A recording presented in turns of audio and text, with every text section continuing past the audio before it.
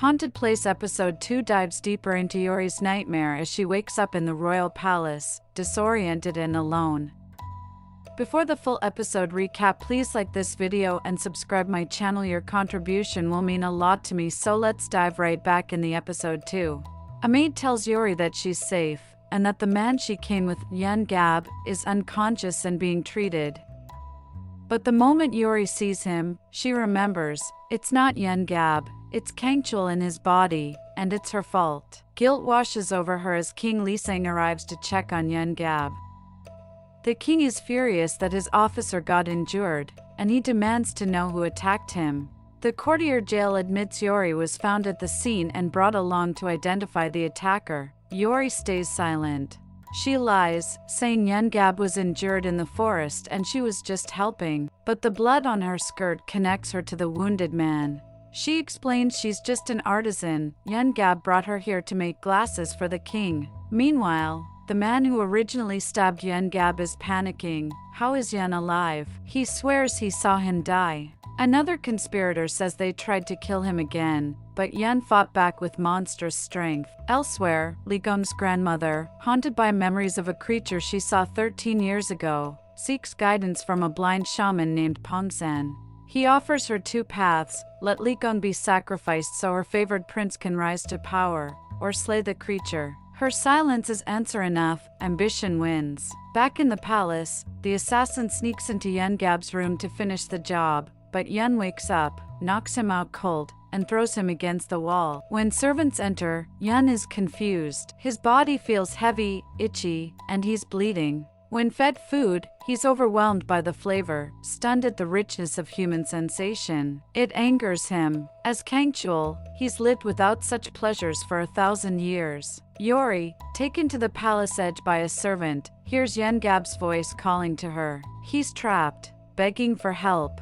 Yori follows the voice to a well and is suddenly pulled in by a water spirit. The spirit tries to drown her, but Kangchul, still in Yeon-gab's body, saves her using divine light. As he carries her out, he stares at her lips, muttering how shameless humans are. When she awakens, she vomits and calls him Yeon-gab, but he coldly corrects her. He's Kangchul. He tells her Yeon-gab is gone, passed into the afterlife. Yori refuses to believe him. She insists she heard Yeon's real voice and believes the spirit must know his whereabouts. When Kangchul tries to stop her from going back into the well, she questions his motives. Why does he care? He explodes, confessing that he's been trying to possess her for 13 years and won't let some spirit devour her. He begins to suffer pain, hinting that other spirits are rising too. Later, Yori meets King Lisang and gives him the glasses she crafted, but he already has a pair, made from the same stone her grandmother gave her, which shouldn't be here.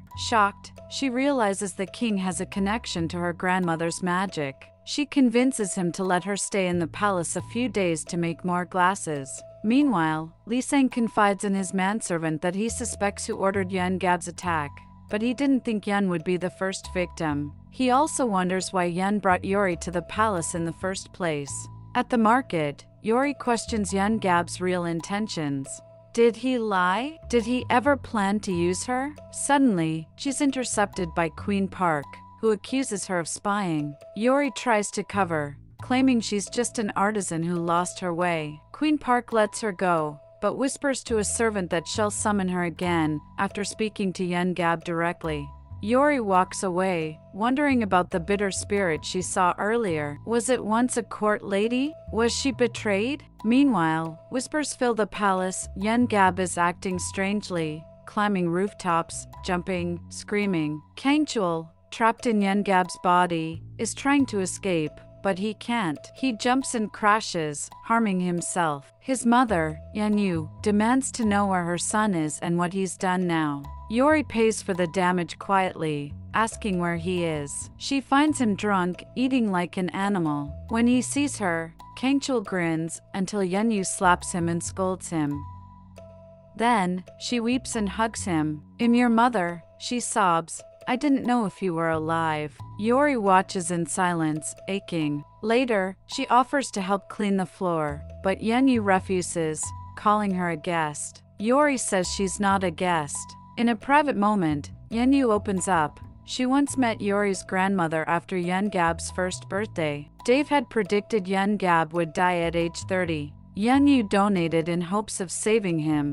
Now, she believes Yori's presence is why he's still alive. Yori, overwhelmed, whispers, "I'm sorry, but that's not your son." That night, Yori prays and remembers the day the village turned against her, blaming her for bringing Kangchul and misfortune. She'd been attacked, but Yeon-gab had protected her and asked her to leave with him to Hanyang. She refused. In the present, Yori clings to hope. She tells herself Yeon-gab's soul hasn't passed on. It's been less than 49 days. He must still be nearby. Kangchul appears, mocking her. "Even if I said the sky was blue, you wouldn't believe me." Yori fires back. "You're acting erratic because you can't leave his body." Kangchul denies it. She touches him, saying she's not touching him, she's touching Yeon-gab's body. The man she once liked and the monster she hates now share one form. "I can't look at you," she says, breaking. Kangchul tries to act unaffected but remembers the first time he saw her, how he was captivated.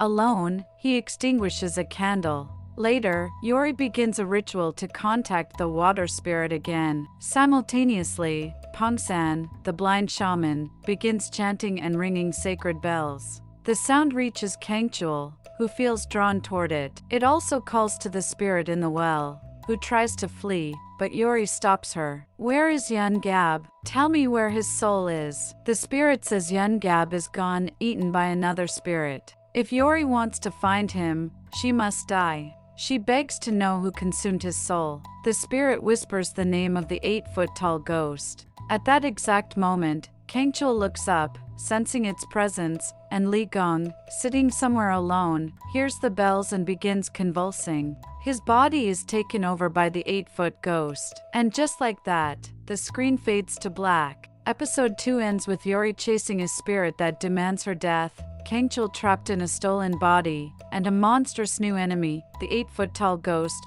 finally waking up.